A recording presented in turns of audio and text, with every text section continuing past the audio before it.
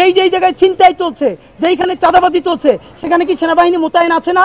BNP জামায়াতের শাসন আমলে ঘোষিত শীর্ষ সন্ত্রাসীদের জামিনে মুক্ত করার জন্য অন্তর্বর্তী সরকারের উপদেষ্টা ডক্টর আসিফ নজরুলকে দায়ী করেছেন ইনকিলাব মঞ্চের মুখপাত্র শরীফ ওসমান বিন হাদি। সোমবার বিকেলে ঢাকা বিশ্ববিদ্যালয় মধুর ক্যান্টিনে এক সংবাদ সম্মেলনে এমন অভিযোগ করেন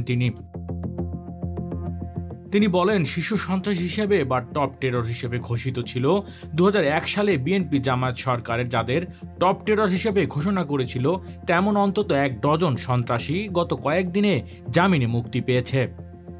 অনেকে বিদেশ থেকে ফিরে চাঁদাবাজি শুরু করেছে। হাজারীবাগ এলাকার শীর্ষ সন্ত্রাসী সানজিদুল ইসলাম ওরফে ইমন, কিলার আব্বাস হিসাবে পরিচিত মিরপুরের আব্বাস আলী, মোহাম্মদপুরের ইমানুল হাসান হেলাল ওরফে পিচ্চি হেলাল, খন্দকার নাইম আহমেদ ওরফে লিটন, রাজারবাগ এলাকার 22টি হত্যা মামলার আসামি সুইডেন আসলাম, এরা প্রত্যেকে কিভাবে জামিনে মুক্ত হয়েছে তা আমরা জানতে চাই।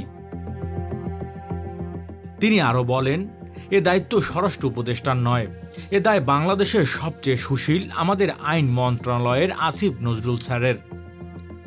তিনি যদি এটাকে অ্যালাউ না করে, তাহলে এই সন্ত্রাসীগুলো কিভাবে জামিন পেয়েছে আমরা জানতে চাই।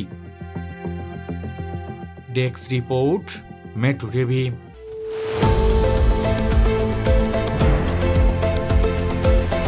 দেশের পাশে, বিশ্বের সাথে, মেট্রো টিভি।